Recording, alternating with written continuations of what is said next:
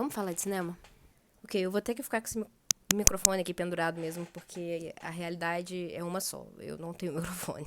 Weapons, ou A Hora do Mal, como ficou o título aqui no Brasil, é um filme do diretor Zack Cregger, que é um diretor que ele não tem muitos filmes ainda, mas o que ele fez, assim, já chama a atenção. Por exemplo, é o caso do filme Barbarian, que é um filme também que eu gosto muito.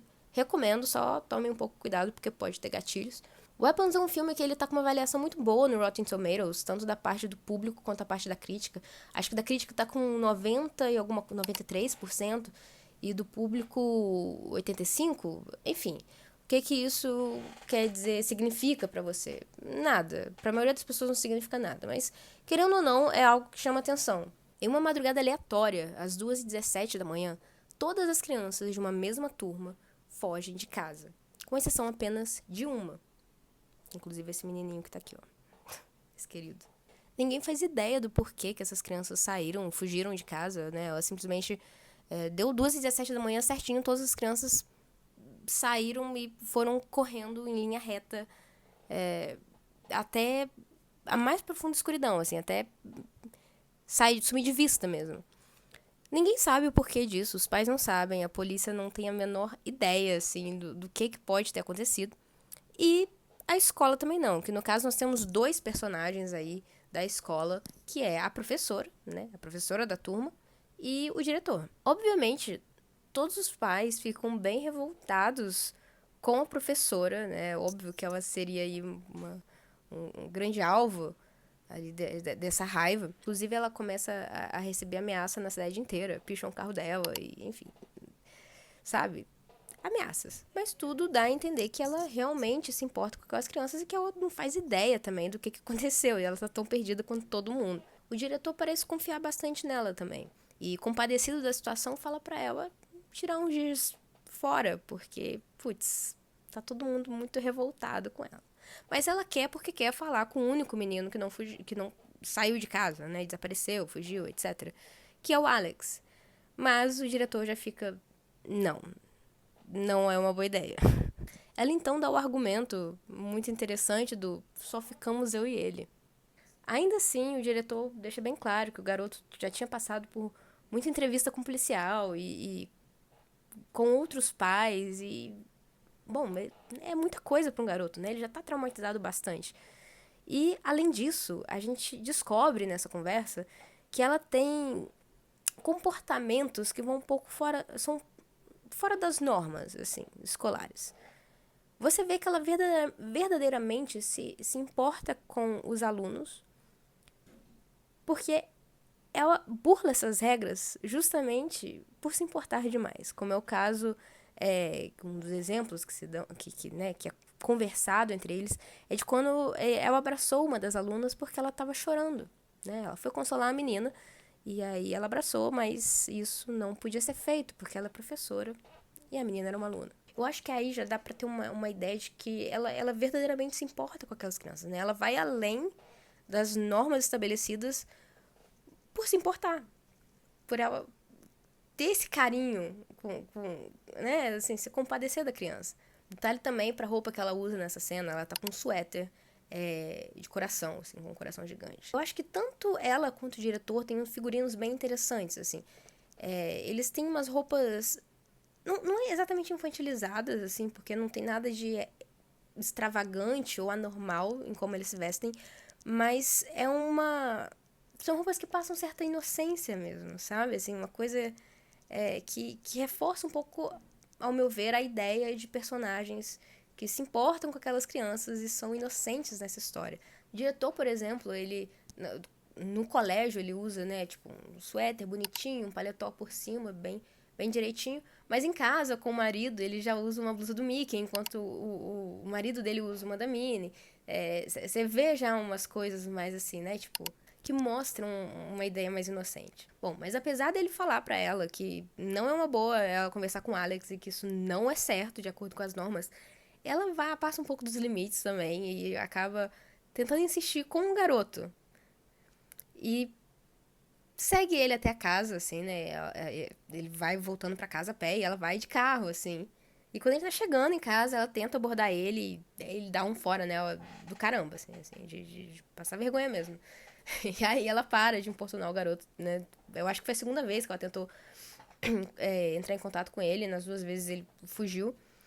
Mas apesar de não buscar por ele, ela se interessa pela casa dele, onde ele mora. Porque ela acha estranho, ela tenta, chega perto, ela começa a olhar ali na janela, mas as janelas estão cobertas por jornais. E aquela outra coisa que ela acha estranha, né? No que ela, aí tem uma brechazinha que ela olha, ela vê. Parecem 2 pessoas muito estáticas, muito estranhas, assim, sentadas no sofá. Uma coisa meio bizarra. E aí ela vai lá e liga pro diretor na mesma hora e fala: Olha só, eu tô aqui, tô olhando a casa e a casa tá estranha. E o diretor fica tipo: Meu Deus, olha, eu vou fingir que eu não tô sabendo que você tá espionando esse menino. E ele acha normal, assim, é até razoável, né? Putz, o único garoto que não desapareceu, lógico que a casa provavelmente seria vítima de curiosos, né? Querendo ali espiar pela janela pra ver o que vê por dentro, tentar entrar em contato com o menino também, às vezes outros pais. Então não é nada que surpreenda o diretor. Tá, daqui pra frente eu já não vou conseguir evitar spoiler, porque tudo isso que eu falei ainda é muito no início do filme, mas daqui pra frente realmente vai ser coisa mais pesada, que aí vai entregar todo o roteiro, tá? Bom, mas indo pra outro personagem, afinal de contas o filme faz muito isso, ele vai contando da perspectiva de cada um, assim, e vai colocando lá, né, separando nessas partes. Nós temos um outro personagem muito importante também, que é o pai de um dos alunos que desapareceu, o pai do Matthew. O Matthew, a gente logo descobre que ele era o grande garoto que fazia bullying com o Alex. E no que a gente vai vendo, você vai entendendo por que aquele garoto era tão perturbado da cabeça, assim, né? Ao ponto de ficar implicando, pegando no pé do menino que não tinha motivo. O primeiro momento que a gente percebe, e é até antes da gente descobrir de quem aquele cara era pai, é que durante toda a reunião na escola com os pais das crianças desaparecidas, o que mais levanta furioso e apontando pra professora é esse cara. E ele fala assim, não, muito absurdo. Pô, ninguém tá falando que só a turma dela, todo mundo desapareceu? Não, pera lá. É óbvio que ela sabe de alguma coisa que ela não tá contando. E a gente vai vendo que ele é bem persistente, ele vai atrás da polícia, ele tá bem determinado em resolver aquele problema. Dito e feito, ele realmente é fundamental na resolução. Uma cena muito importante que entrega muito é quando ele tá no quarto, né? Ele começa a dormir no quarto do filho dele, no quarto do Matthew. Ele dorme na cama do menino, né? Mostrando ali toda a falta que ele sentia. E, e um dos sonhos que ele tem, na verdade, pesadelo, né? Ele é revelado pro espectador como ele era um pai, às vezes, pouco amoroso, né? Porque tem um diálogo que ele fala: eu não sei porque que eu nunca falei, eu sempre quis dizer. Porque eu sempre quis dizer porque eu sempre senti isso, o tempo todo eu sentia. Mas eu te amo, né? Então ali a gente já tem. Ele não falava pro próprio filho que ele amava, né? Assim, o Matthew provavelmente não se sentia amado pelo pai, ele sentia uma rejeição ali. E isso refletia na escola. Bom, na escola no comportamento geral dele, né? Eu não acho que aquilo ali se resumia dentro da sala de aula. Ok, agora vamos parar aqui em relação a explicar o que rola no filme, pra falar o que eu acho que o filme, de certa forma, aborda. Só pra deixar claro, eu não sou profissional de nenhuma área do cinema, tá? Eu só gosto muito de filme e tenho percepções e interpretações deles, como qualquer outra pessoa, e que eu queria compartilhar, até porque alguns deles eu sinto que geram mais, vamos dizer. E é o caso desse. Mas o fato dessa ser minha interpretação, ou como eu entendi algumas coisas, até porque eu nem acho que eu entendi tudo do filme, eu acho que com certeza tem muita coisa que eu deixei passar, ou coisas que eu não fiz uma conexão realmente boa. Mas, de qualquer forma, é bom lembrar que isso aqui não é verdade absoluta. É como eu entendi, pode estar completamente errado, mas pode ser que não também. Pode ser que faça sentido pra você, pode ser que não, pode ser que se encaixe em alguma coisa que você mesmo entendeu. E pode ser que você ache que seja a verdade absoluta. Não importa muito. A questão é que isso é o que eu entendi. Mas ok, indo direto ao ponto, assim, resumindo, bem resumido, eu acho que o filme ele aborda de alguma forma massacre em escolas, né? Que é uma coisa muito comum lá nos Estados Unidos. A gente tá cansado de ter notícia a respeito disso. E eu acho isso por alguns motivos, tá? Um deles é o mais óbvio, né? De toda uma turma, só uma criança não desapareceu, né? Tá viva, assim. E todos os outros foram no mesmo horário, né? A gente tem até essa cena, assim, né? Que tipo, todas as outras crianças estão abaixadas, com a cabeça abaixada na carteira, só o Alex é o único que não desapareceu, que tá com a cabeça levantada. Bom, não apenas isso, mas o único garoto que sobreviveu, eu tô falando sobreviveu, mas desapareceu, né? Não desapareceu, é o garoto que sofria bullying pra caramba no colégio, né? Além de que também os únicos dois adultos que são realmente as grandes vítimas, vamos dizer assim, são dois membros acadêmicos, né? Nós temos aí a professora e o diretor. O diretor a gente viu lá o que aconteceu, como que ele morre, como que ele fica doido, de uma forma bem violenta o que rola com ele. E a professora, putz, ela sim é a mais fugida de todo mundo. Agora voltando para um ponto muito importante de tudo, assim, que é o pai do Matthew, tá? Eu não lembro o nome dele, eu vou ficar me referindo o tempo todo como o pai do Matthew, mas enfim, o pai do Matthew. Ele, muito assim, determinado em descobrir o que rolou, ele tem uma ideia muito interessante. Ele tem um vídeo da própria casa dele, porque muitos pais tinham ou um alarme do horário que a porta abriu, né, das crianças saindo de casa, que deu às 2h17, foi assim que eles descobriram o horário. E outros tinham câmera de segurança, né? Que filmaram a criança lá correndo em linha reta até desaparecer na escuridão. E ele é engenheiro, né? Assim, você vê ali, tem uma cena que mostra isso. Mostra, olha só, esse cara aqui é engenheiro, esse cara entende esse tipo de coisa, tá? E aí ele vai lá e ele tem uma ideia, assim. Ele pega o vídeo, certo? Que ele tem a câmera de segurança dele, vê o filho dele, o Matthew, correndo. E ele pega depois uma planta, assim, da cidade mesmo, acho que é da cidade inteira, né? Não é nem do bairro. E traça uma linha reta, assim. Ele vê mais ou menos onde que o garoto passou, né? Pra ele ver e consegue ali traçar a linha reta na planta. E aí, ele agora precisa de uma outra criança, um outro pai que tenha. Afinal de contas, o que ele pretende fazer é o quê? Traçar uma linha de interseção. Se as crianças estão indo retas, e todas as crianças foram retas, bom, em qual ponto elas se cruzaram. Isso ele tenta uma, e obviamente não foi tão fácil assim, né? Não estavam fechados, mas aí ele consegue o pai de uma outra menina. E aí ele vai e consegue. E aí, assim que ele acha o ponto de interseção, vai numa casa aleatória. Ele não sabe de que casa é aquela, mas ele fica lá, tá? Foi aqui e ele começa a querer caçar aquela casa. Em uma conversa que ele tem com o pai esse outro pai, né? Que teve também a filha desaparecida, ele comenta uma coisa muito interessante. Ele usa duas palavras no mesmo diálogo. Ele fala o seguinte, sobre como essas crianças estavam indo como balas, como mísseis. Mísseis eu tenho certeza que todo mundo já viu em alguma coisa, nem que seja um desenho animado ou um filme, mas é bom lembrar aqui que o míssil ele é um projétil que ele tem um ponto um ponto fixo, que ele vai chegar até lá. Ele não é aleatório, sabe?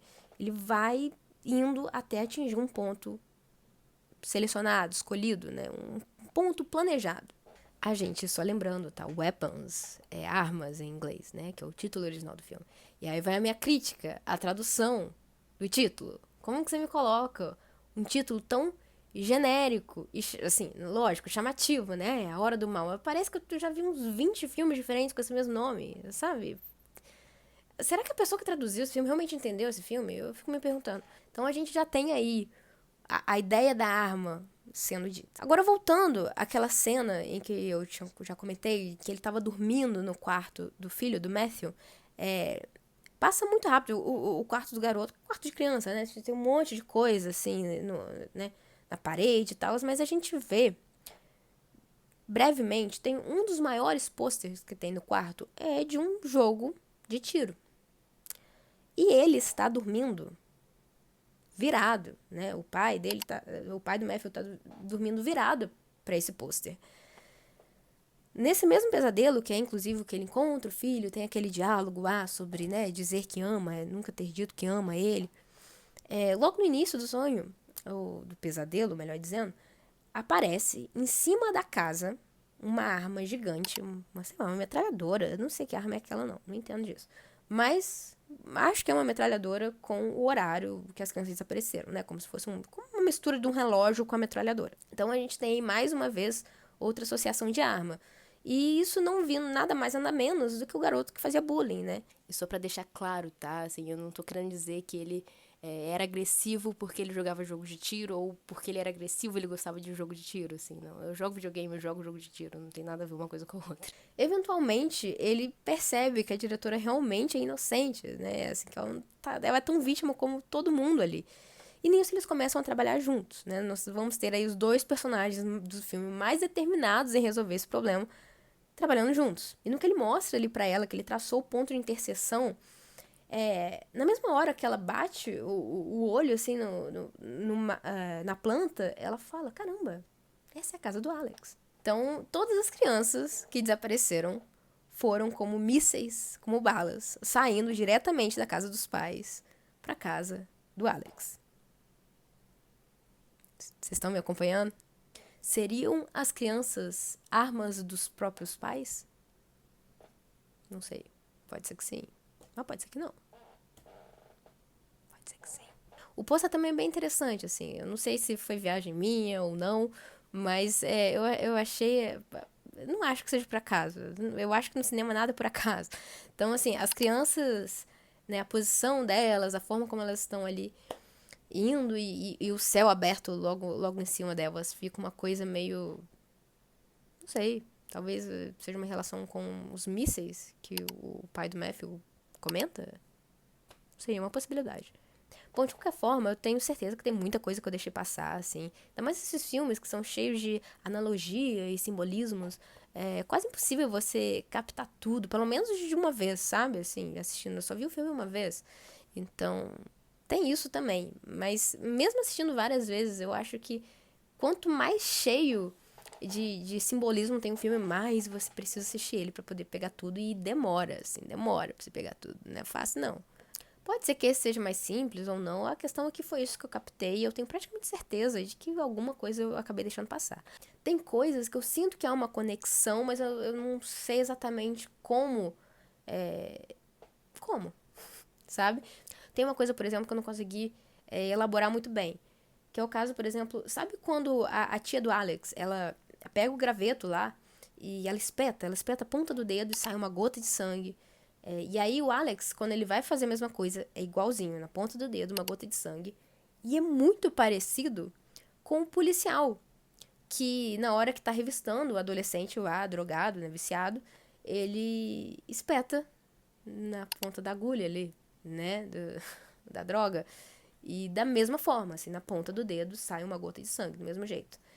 Na mesma hora, ele fica puto, assim, ele dá um golpe no garoto que ele não podia ter dado como policial, né, como oficial, assim, ele foi completamente incorreto. E aí fica, né, a gente sabe que droga é um problema em escolas, certo? Mas eu não sei exatamente onde isso se encaixa em todo o contexto do filme, toda a história do filme. Agora, uma coisa que a gente pode relacionar talvez seja na questão do controle, né? Se a tia do Alex controlava as pessoas daquela forma, será que a droga não controla as pessoas e as deixam violentas da mesma forma que a tia do Alex deixava as pessoas violentas com aquilo? Eu não sei, assim, eu não sei exatamente como isso se encaixa no resto, mas enfim, fica aí jogado, talvez alguém saiba me explicar melhor. Bom, resumindo, eu acho que isso é tudo o que eu tinha pra falar do filme. É bastante coisa. Acho que tem mais, talvez eventualmente em algum momento eu perceba mais coisa, eu falo tipo, putz, como é que eu não tinha reparado antes? Mas no momento é isso, assim, eu espero que tenha feito sentido pra outras pessoas, assim, que eu não seja uma pessoa completamente maluca que inventa coisa da própria cabeça, mas eu acho que não, eu acho que tem sentido. Tchau.